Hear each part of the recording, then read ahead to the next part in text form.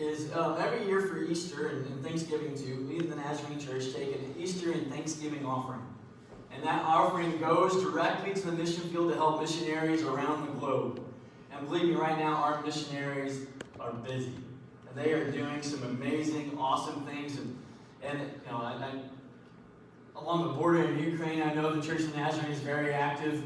I know the church is active in the Middle East right now. I know the church is growing all kinds, leaps and bounds in Asia and Africa. So this Easter offering could help. So what I'm asking you to do is, we have our little offering box back there. So if you would like to give your Easter offering today, you can just put it in the envelope, place it in the box in the back. If you're like, well, Pastor, I wasn't prepared for that today, that's okay. Well, you can bring it next week, and that'll be fine. You know, your pastor should have probably announced it at the beginning of April, but I didn't. So here we are. All right. Turn with me to the book of John, John chapter 20.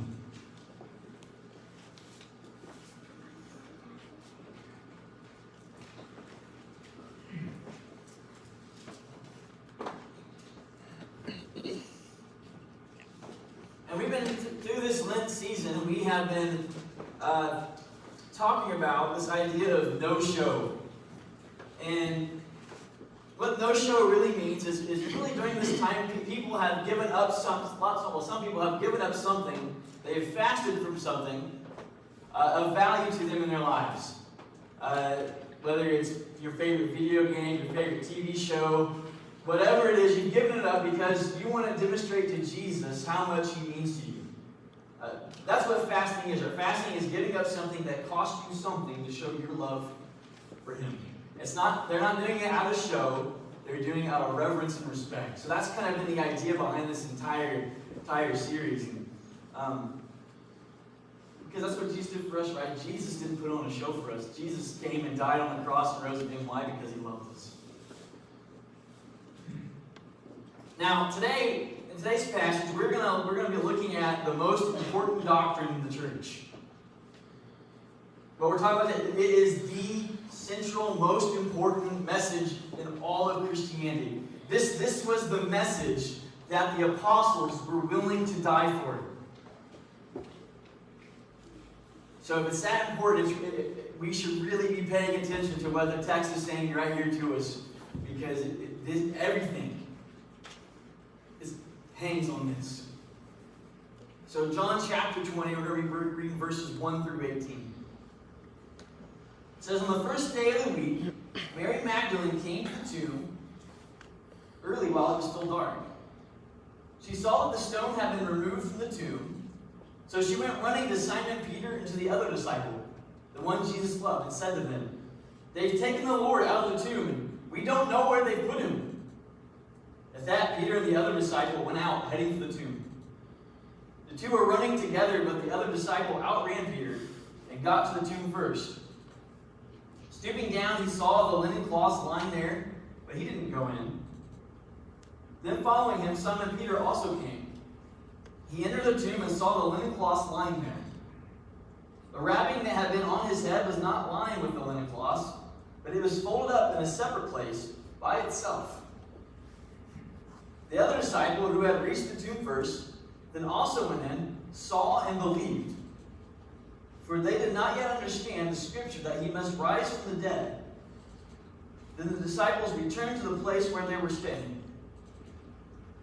But Mary stood outside the tomb, crying. As she was crying, she stooped to look into the tomb. She saw two angels in white sitting where Jesus' body had been, one at the head and the other at the feet. They said to her, "Woman, why are you crying?" "Because they've taken away my Lord," she told them, "and I don't know where they put Him." Having said this, she turned around and saw Jesus standing there. But she didn't know it was Jesus. "Woman," Jesus said to her, "why are you crying? Who is it that you're seeking?" Supposing he was the gardener, she replied, "Sir, if you've carried Him away, tell me where you put Him, and I will take Him away." Jesus said to her, "Mary." Turning around, she said to Him in Aramaic, "Rabboni," which means teacher. "Don't cling to me," Jesus told her, "since I have not yet ascended to the Father. But go to my brothers and tell them that I am ascending to my Father and your Father, to my God and your God. So Mary Magdalene went and announced to the disciples, I have seen the Lord. And she told them what he had said to her. This is the word of God for the people of God. Thanks be to God. Well, there's three different key verses today, but they're really all centered around the fact that they get to the tomb and Jesus isn't there. That's weird, right? I mean, have you ever gone to the grave and then the grave you go to, the body's just not there now? It's gone. Like, can you imagine walking in and then, where the grass has already grown up and the casket's been under, all of a sudden it's gone and the dirt's removed and the casket is empty and there's nobody there? That kind of weirds you out, wouldn't it? It's a zombie apocalypse. So our key verses today really are verse 9, 17, and verse 18, but we'll get to those in a little bit. But understand that this message in this text here, that the point that John the evangelist is trying to make in writing this is the importance and the power of the resurrection and how it changed everything.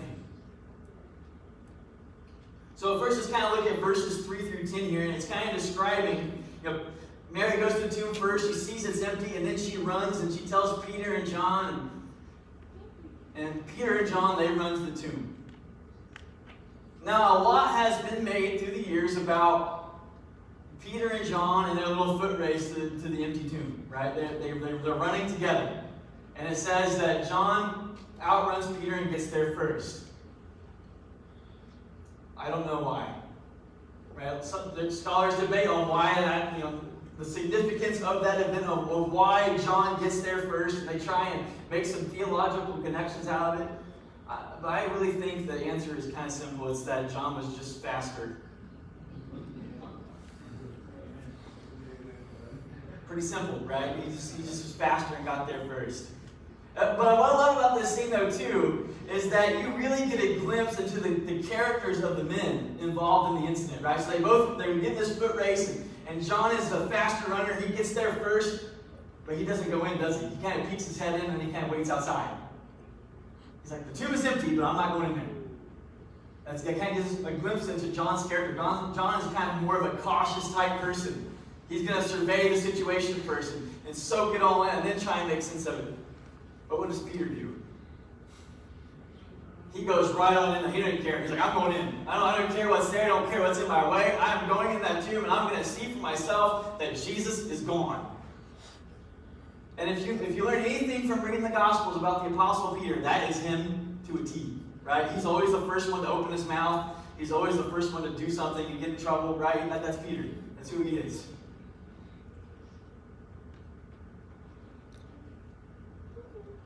Well, again, while we could debate on the thousands of different reasons of why one outran the other one, again, it's all conjecture, it doesn't mean anything. But understand how brave these men were for running to the tomb. So Mary goes, sees it's empty, she runs to him, and they take off running to the tomb themselves, not even stopping to consider the fact that this could be a trap. Remember, they knew that they were followers of Jesus, the Romans did. The Jews did.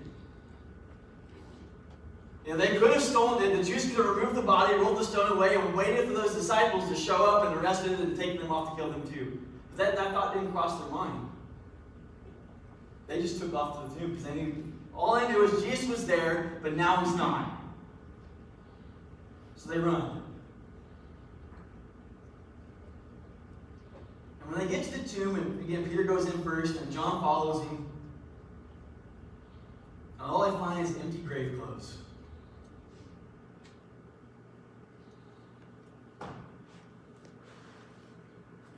No signs of a struggle. Think about it. If a robber or somebody had come to steal the body away, do you think they would have taken the time to unwrap the body first?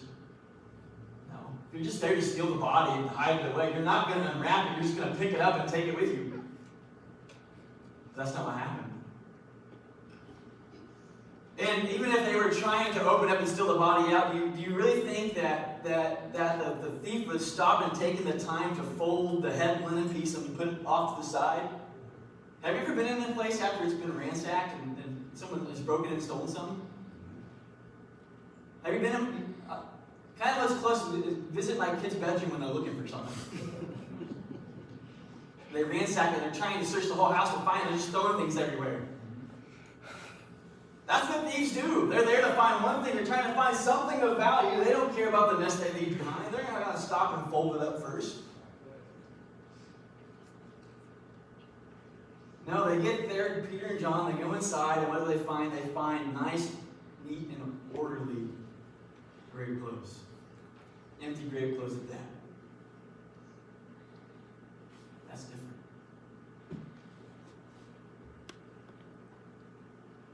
Well, they probably didn't understand this in the moment, but probably looking back later as John was writing this gospel, I can't help but wonder if he had the words of Jesus playing through his mind from John 10 where Jesus says to them, "No one takes my life from me. I give it up, and I can take it back up again when I want to." There was no struggle that took place in this tomb. It was Jesus was dead, and in one moment he was alive again.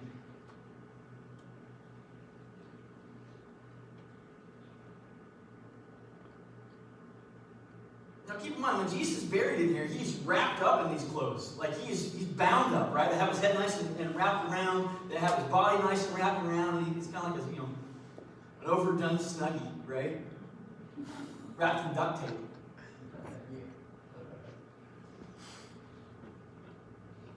Think back to John chapter 11, right? And when Jesus' friend Lazarus had died, and they put him in the tomb, right? And remember, the stones rolled across it, and Jesus shows up and says, "Hey, roll the stone away." And Martha's like, "Well, we can't do that. Jesus has been there for 4 days. It's going to smell bad." And then Jesus has to say the name of Lazarus first, because if Jesus doesn't say the name of Lazarus first, every dead body in the valley is going to come walking out. He says, "Lazarus, come out." What happens when Lazarus comes out? He's still wrapped up in the grave clothes. He couldn't get out of those grave clothes by himself, could he? Jesus had to say, "Hey, I know he's dead and alive, but go help him, because he's going to suffocate before he even gets out the door." And so they had to go help. They had to help Lazarus take off the grave clothes. But with Jesus, the tomb was sealed shut. There was nobody there to help him. But Jesus got out of the grave clothes. Got out and he took the time to fold them up to let us know, "Hey, I'm really alive." And verse 8 says, "The other disciple who had reached the tomb first went in and saw, and he believed." John saw this. He saw all the evidence. Right? At first he gets word from Mary, "Hey, the tomb is empty. They've taken him. I don't know where he's at." And he shows up and he's beginning to look around and he's realizing there was no struggle. Things are nice and orderly. Jesus, I do remember, slightly recall him talking about him coming back to life, but could it be Jesus is alive? The word he used here for believe implies this moment of decision. In this moment, he decided that Jesus was alive somewhere. The evidence that John saw there and Peter saw was enough to convince him. Skipping down, we'll go back up to verse 1 and 2 here. So Mary, again, she is the first one at the tomb. And she arrives there, she's going to put spices and stuff on Jesus' body to kind of help with the smell and kind of like, treating the body. And keep in mind, when Jesus died on a Friday, which was on a Friday afternoon, the Sabbath for the Jews started at sundown. So that means they had a very short window to prep Jesus' body and get it in the tomb. So you can imagine it was Joseph of Arimathea, and I think it was Nicodemus who prepped Jesus' body to go in the tomb. I don't know about you, but when guys are in a hurry to get a job done, how quality is the work that happens? What kind of grade would you give the quality of their work? Probably not very high, right? We do things differently when we have time to process it and do it the right way. But when we're in a hurry, we're just trying to get it done, we're just going to slop it around. So they probably prepped Jesus' body. They did the customary thing, and they took it, they put it in the tomb. But Mary and the women were going back to kind of make sure it was done correctly. And Mary gets there, and she sees the stone is rolled away. And it's very easy for us to look at Mary and criticize her, right? We're like, how did she not get it? I mean, Jesus said multiple times, hey, I'm going to rise again. When Mary gets there, sees the stone rolled away, and what's the first thing that pops in her mind? Someone's stolen the body away. Again, it's very easy for us to look at this in hindsight and criticize her, but understand in the moment, Mary's mind is things still stuck based upon how our human existence happens. When people die, they don't come back to life. They stay dead. So in her mind, she's thinking, it doesn't even occur to her, it doesn't even process to her that Jesus might be alive somewhere. Her first thought is they must have taken the body. And so she goes and runs and tells the disciples, and she must not encounter John and Peter at any point. Because she goes back to the tomb and she's still crying. And she's still in that mindset of Jesus isn't here. Someone's taken him, they put him someplace else. And when she gets back to the tomb, right? So first she's the first one at the tomb. She doesn't bother looking inside and noticing the grave clothes or anything like that. Because Mary has no interest in it. The only thing Mary is interested in is figuring out where Jesus is at. That's what she wants more than anything else. She goes back to the tomb and angels talk to her. Angels talk to Mary. Does that console her? No. She doesn't care that it's angels talking to her. Like, we read was that the angels appear to Mary, the mother of Jesus, right? And she's kind of like, oh, angels talk to me. The shepherds are out in the field, and the night Jesus is born, the angels show up. What do? They're terrified. It's pitch black, and all of a sudden there's this blinding light, and people are singing. They're scared. Mary doesn't react at all that way to either of these angels. She could care less that they're there. She wasn't interested in the grave clothes. She's not interested in the words of angels comforting her. She wants to know where Jesus is at. She wants to know where Jesus is at now. And then all of a sudden, this gardener, who she thinks the gardener, starts talking to her. And she's thinking, he has to know. Like, he has to know that's who took him and where he's at. He has to know it. And again, this is another one of those sections where there's all kinds of conjecture and reasons why that Mary doesn't notice Jesus. Is it because she's crying so much, that her eyes are so full of tears that she can't physically see him? She's so overcome with grief that she's just not thinking clearly and things aren't processing? Is it because Jesus has hid his appearance from her? All those are pretty logical explanations to me because Jesus does that. But for whatever reason, Mary in this moment just thinks it's the gardener talking to her. And she's not interested in what this gardener has to say. She wants to know where Jesus is at, and she wants to know where Jesus is at right now.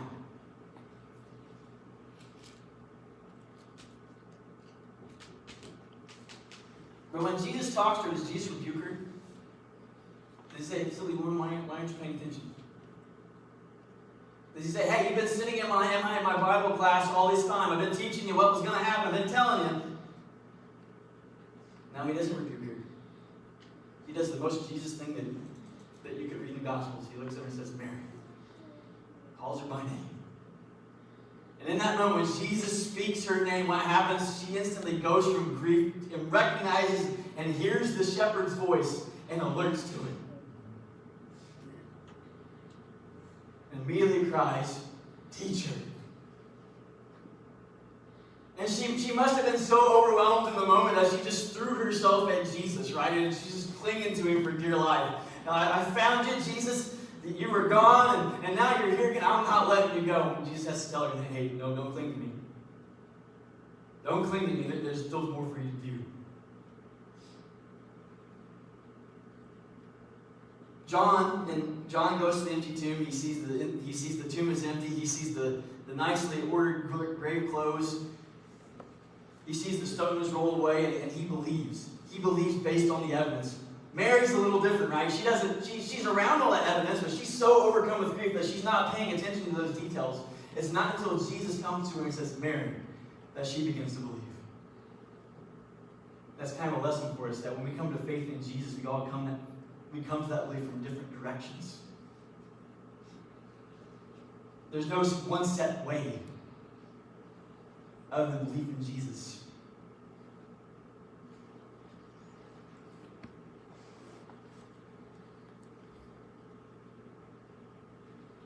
But they both believed. So what are these key verses? What's verse 9, 17, and 18 telling us this Easter Sunday morning? First off, it gives us the evidence for the resurrection. I shared with the kids in the Sunday school class today that there's some that deny the resurrection of Jesus, and they say silly things like, well, the disciples must have come and taken Jesus' body away. So you mean to tell me the same disciples that ran away when the Romans showed up came back in the middle of the night, beat up the Roman soldiers, and stole the body out of the tomb?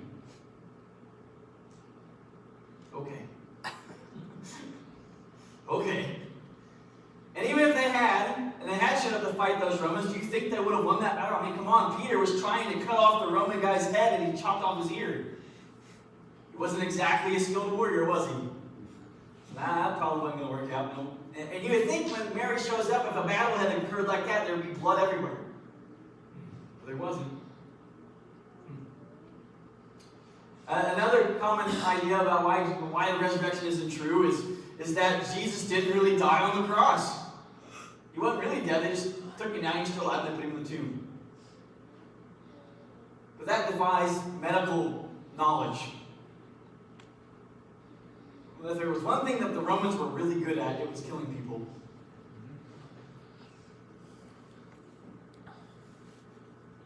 And who knows how much blood Jesus lost Friday before he even gets to the cross.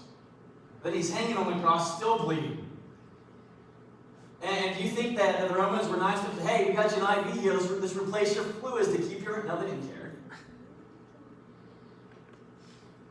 And not only that, so Jesus, is broken beyond all recognition. He's lost all this blood. They take him off the cross, they put him in the tomb, and there's no food or water in the tomb for 3 days. No medical treatment.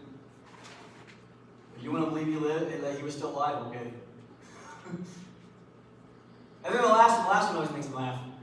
The last reason why people would reject the resurrection is because they think the disciples went to the wrong tomb. How many tombs in the valley would have Roman soldiers standing out front?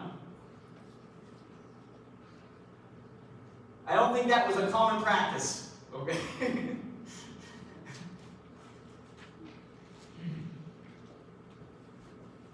I won't even go any further with that one because it's just so ridiculous. But anyway, the evidence for the resurrection is what leads John to believe here.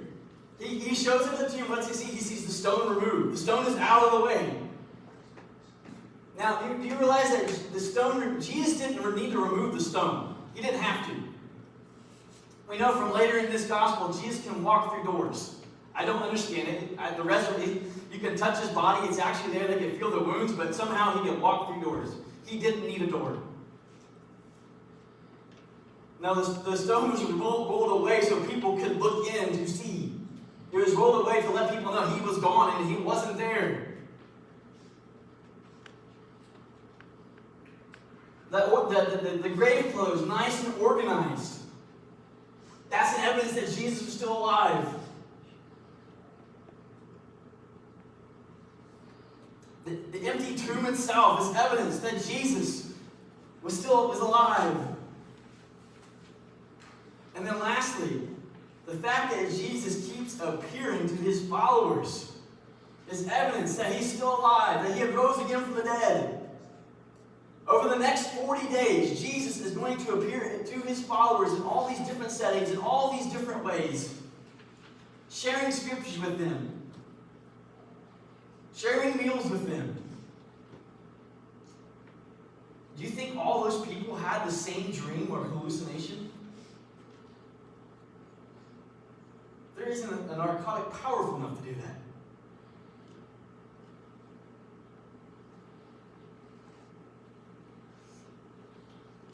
So Jesus comes to Mary and he tells her, don't think, she sees him and he calls her name and he's, Mary's like a teacher and she clings to him. He says, don't cling to me. And then what does Jesus say to Mary? After saying, don't cling to me, go tell my brothers.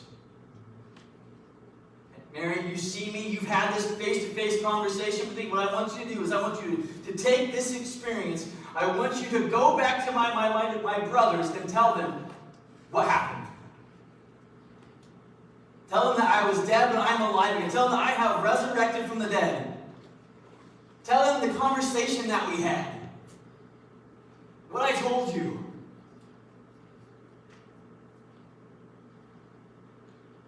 What does Mary do? She goes and does exactly that. Shares that truth with Jesus' disciples.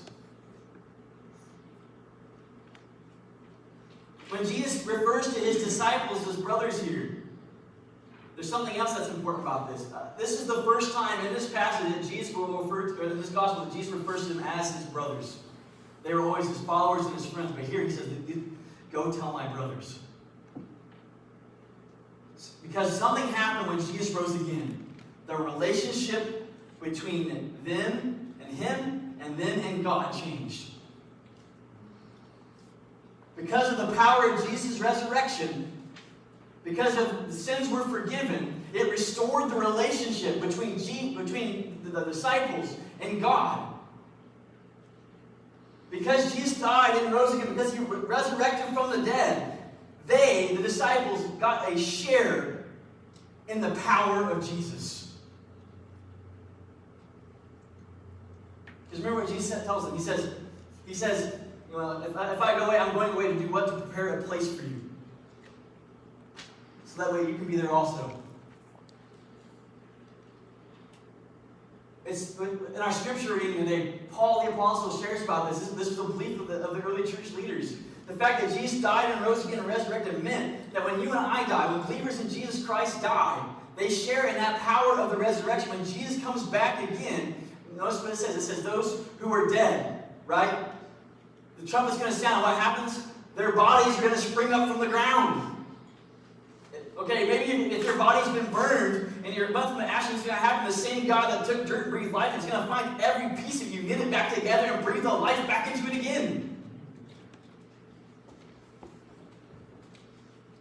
That's what the apostles believed. They realized what this meant. When Jesus says, go tell my brothers, he is telling them, go tell my brothers that the power of the resurrection is made available to them if they believe. And this is the message that they would share, right? In in the book of Acts, they're going to preach using Psalm chapter 2, verse 7. If I can find it. It says, I will declare the Lord's decree. He said to me, you are my son, today I have become your father. Because Jesus is their brother and their friend. Through the spirit of adoption, they get to join in the victory of Jesus and take part in the victory that is his. The power that is made available to Jesus, Jesus makes available to them. In the book of Acts, the apostles are going to preach from Psalm 16. Verse 10, it says, for you will not abandon me to Sheol, you will not allow your faithful one to see decay. Yes, that verse is about Jesus, but the disciples also understood that verse applied to them too. If they put their faith in Jesus, then that same Jesus with the same power would come back and share it with them at the end of all things. Psalm 110. This is the declaration of the Lord to my Lord. Sit at my right hand until I make your enemies your footstool. When Jesus comes back again, every knee will bow, every tongue will confess that he is Lord. And those who stand in opposition to that, those who oppose us, guess what? We take part in that too. Those enemies that are going to have to kneel before Jesus and accept the truth, we've already accepted. We will stand as conquerors because of Jesus' power.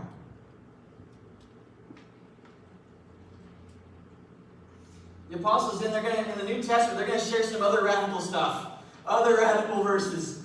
In Romans chapter 10, verses 8 through 9, Paul writes this. He says, the message is near you, in your mouth and your heart. This is the message of faith that we proclaim. If you confess with your mouth that Jesus is Lord and believe in your heart that God raised him from the dead, you will be saved. What will you be saved from? The indestruction. He's going to save you if you believe in the power of his resurrection. That means that means that power that you believe in is going to be your power too, and you're going to be rised up to meet with Jesus in the air.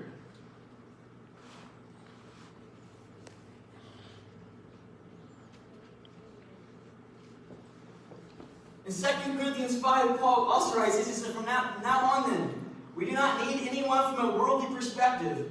Even if we have known Christ from a worldly perspective, yet now we no longer know him in this way. You see, up until the resurrection moment, Jesus' disciples, they heard Jesus talk about how he was God. They heard him talk about this power made available to him.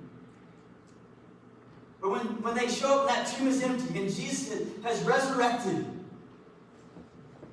they realize the relationship is different. They were looking at Jesus and his death from human terms and a human understanding. And our human understanding, death is it. Death is final. There's no worse problem than death. There's no way around it. But when their minds shifted that Jesus was alive, that took their eyes off this human worldly problem and lifted them to the heavens and declared to them, no, this is not your destiny. The same grave that had no hold on Jesus has no hold on me. And that was the message the apostles in that early church preached. They preached about the resurrection of Jesus Christ. And that was the power behind that message. Is what changed the world. That's what ignited this revolution that we're a part of. The resurrection of Jesus. So what does that mean to me? How does that apply to my life? I can sit and quote verses the rest of the day, but that won't. Understand, the cross is important. Without the cross, there is no forgiveness of sin. Jesus had to go and had to die on the cross for the forgiveness of our sins. He had to be that once and for all sacrifice.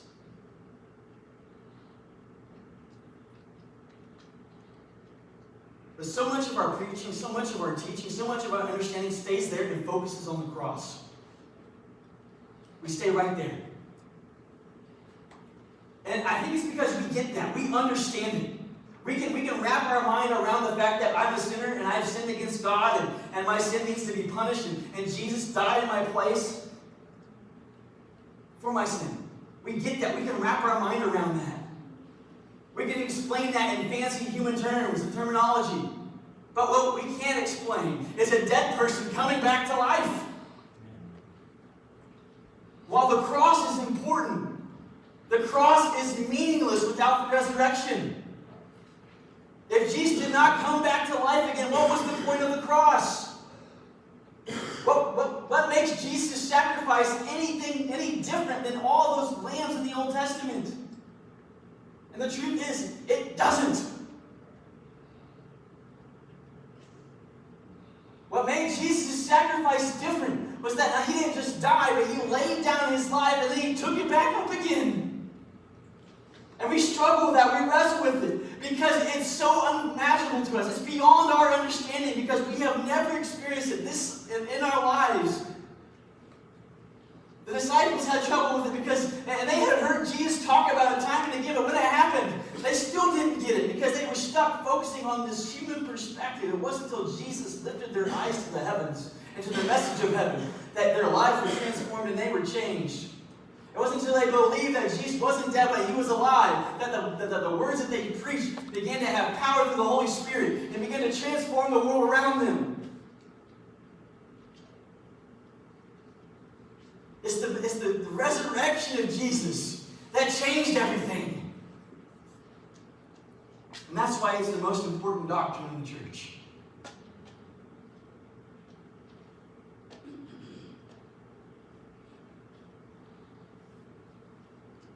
See, the power of resurrection is Christ in you. When we accept Jesus, he sends his Spirit to live inside of us. The same Spirit that the death had no hold on, the same Spirit that the grave couldn't keep in the grave, that Spirit lives in you through your faith in Jesus. And that life that is in you isn't just life for here and now. That life, that resurrection power of Jesus Christ that's living in isn't just for this moment. but it is a life that lasts eternal because it is of the eternal God.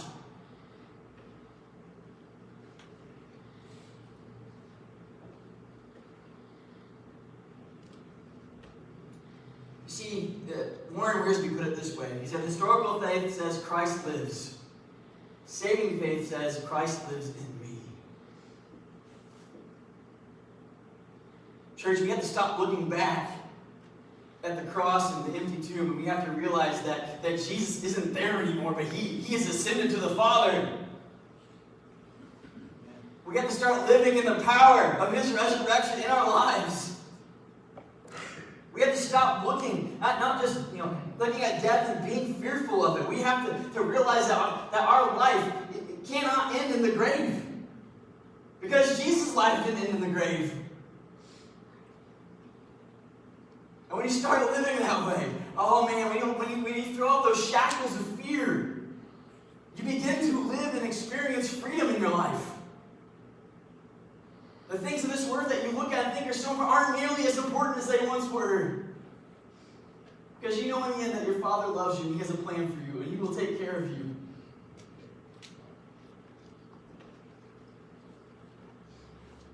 No grave can hold Jesus. Because Jesus lives in me, there is no grave that can hold me.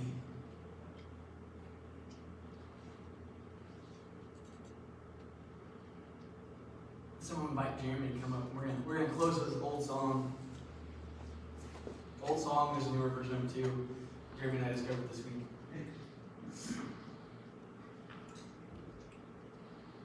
No matter which version you sing, the point of the song is the same. There's no grave that can keep Jesus. There's no grave that can hold on to Him. I mean, Jesus is the author of life.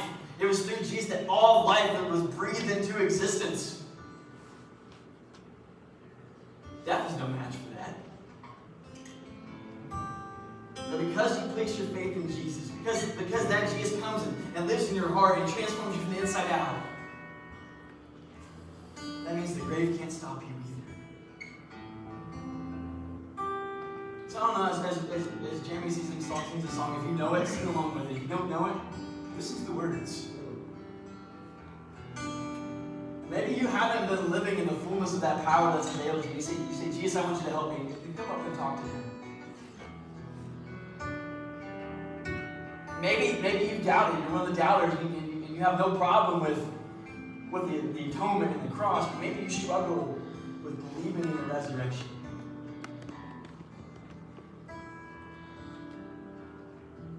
I encourage you to pay attention to the details that John shares. They're the evidence.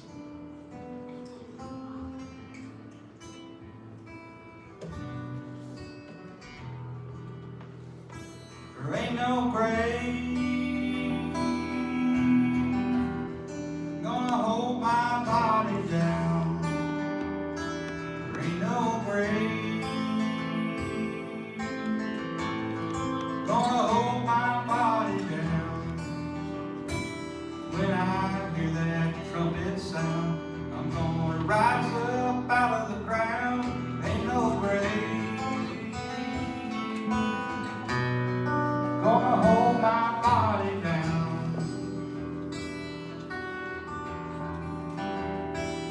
Well, the way down the river, what do you think I see?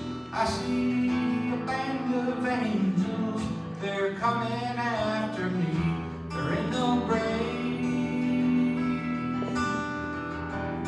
gonna hold my body down. There ain't no grave gonna hold my body down. Well, the whale yonder, Gabriel, put your feet on the land and sea. But Gabriel, don't you blow your trumpet until you hear from me. There ain't no grave gonna hold my body down. There ain't no grave gonna hold my body down. When I hear that trumpet sound, I'm gonna rise up out of the ground. There ain't no grave gonna hold my body down. Well, meet me, Jesus, meet me in the middle of the air. And if these wings don't fail me, I'll meet you anywhere. There ain't no grave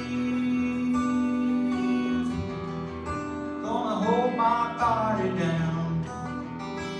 There ain't no grave gonna hold my body down.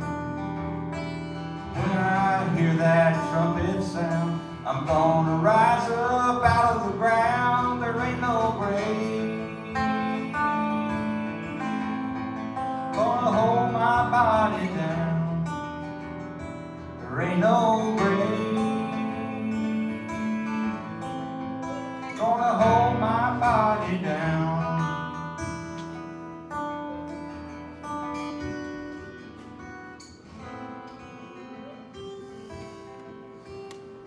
Dear God, that message, that experience that your disciples went through, of seeing the empty tomb, of seeing your resurrected being,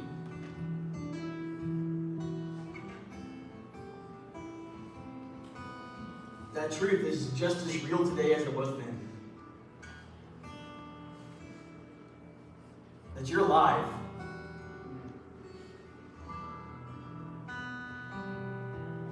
Lord, they believed it. They believed it enough to surrender their lives to being filled with your Spirit and sharing that truth, that simple message of that you were dead and you took up your life again. They shared that message with the world.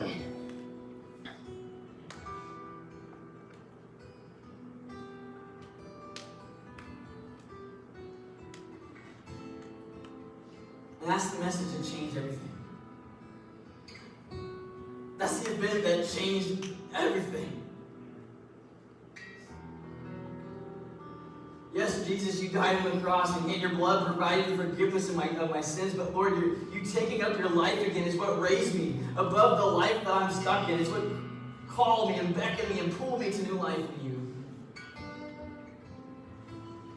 And Lord, that life that you've given us, that life that you've breathed into, is a life without end. It's life that's eternal. It's a life that has the power to overcome the grave.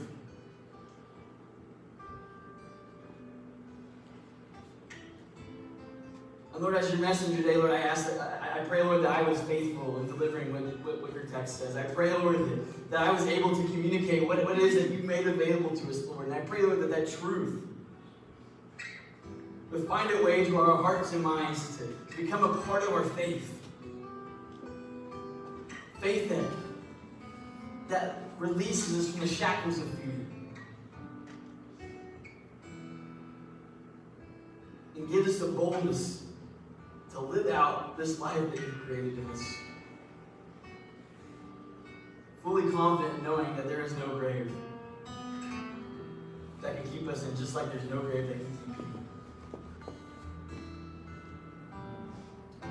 Now would you leave here this morning, go knowing that you are leaving in the power of Christ's resurrection. And that power has the ability to sustain you. It has the power to uplift you. It has the power to transform any situation that you're in, any mindset that you have, any body you come in contact with. The message of the resurrected, living Jesus can change anything and anyone. God bless you. You are dismissed.